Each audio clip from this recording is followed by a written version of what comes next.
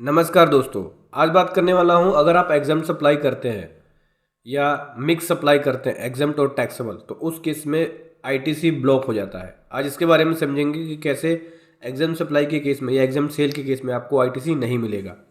ठीक है, इसके रूल के बारे में समझेंगे, प्रोपोर्शनेट कैसे कैलकुलेट किया जाता है, कैसे रिवर्स किया जाता है, इसके बारे में समझेंगे। साथ ही साथ ये समझेंगे कि जीएसटी या 3B में कहाँ पे और कौन सी टेबल में इसको रिवर्स करना होगा।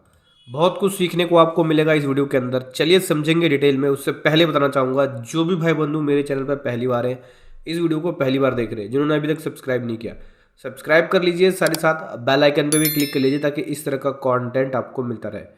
तो दोस्तों देखो, जब आप एग्जाम सेल करते हो तो दो तरह से हो सकती है।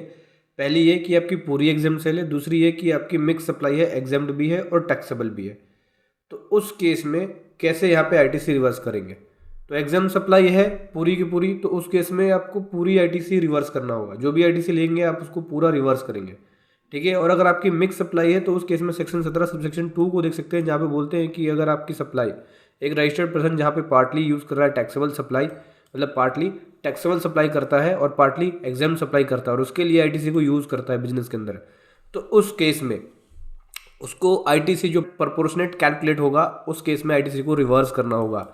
इसके लिए आप रूल 42 भी दे सकते हैं। रूल 42 के अंदर आईटीसी का रिवर्सल है, जहां बोलते हैं कि अगर कोई पर्सन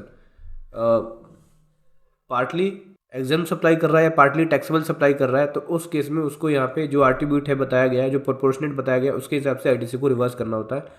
तो ये देख सकते हो, ये वाला है ये ऑप्शन, जहाँ पे आप एग्जाम सप्लाई करते हो तो इस हिसाब से करना होता है रिवर्स। ये है फॉर्मूला। डी का मतलब हो गया कि जो भी निकलेगा आंसर वो उतना अमाउंट आपको रिवर्स करना होगा।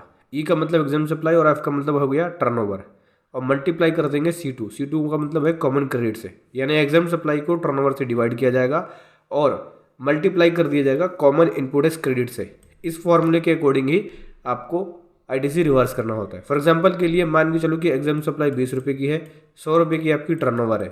ठीक है, और यहाँ पे 40 रुपये का आपका कॉमन आईटीसी है, तो जो आंसर आएगा वो आएगा यहाँ पे, यानी इतना आपको यहाँ पे आईटीसी रिवर्स करना होगा।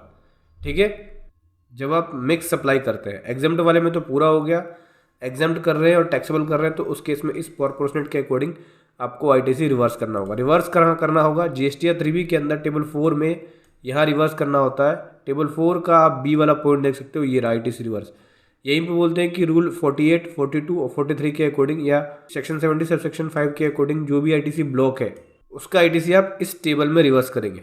यानी 42, 43, सेक्शन 17 सब सेक्शन 5 और 38 का आईटीसी यही रिवर्स होता है यहाँ पे। यही इसका मतलब एग्जाम सप्लाई के केस में आपको टेबल नंबर 4 के बी के 1 में आपको यहाँ पे रिवर्स करना होगा। एग्जाम सप्लाई है तो पूरा का पूरा आईटीसी रिवर्स होगा। मिक्स सप्लाई है टैक्सेबल और एग्जाम, तो उस केस में जो प्रोपोर्शनेट आपको मैंने बताया कैलकुलेट करके उसके अकॉर्डिंग यहाँ पे आपको आईटीसी रिवर्स करना होगा।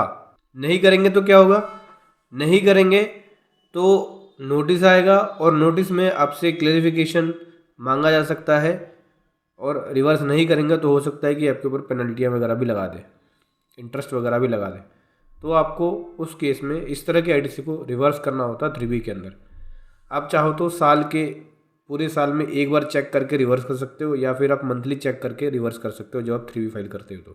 तो समझ गए दोस्तों, ऐसे आपको अगर आपके एग्जाम सेल है, एग्जाम सप्लाई है, तो आईटीसी को रिवर्स करना है, क्योंकि उस केस में होता है आपका आईटीसी ब्लॉक। वीडियो कैसी लगी ज़रूर बताएं। Thank you so much. जय हिंद, वंदे मातरम।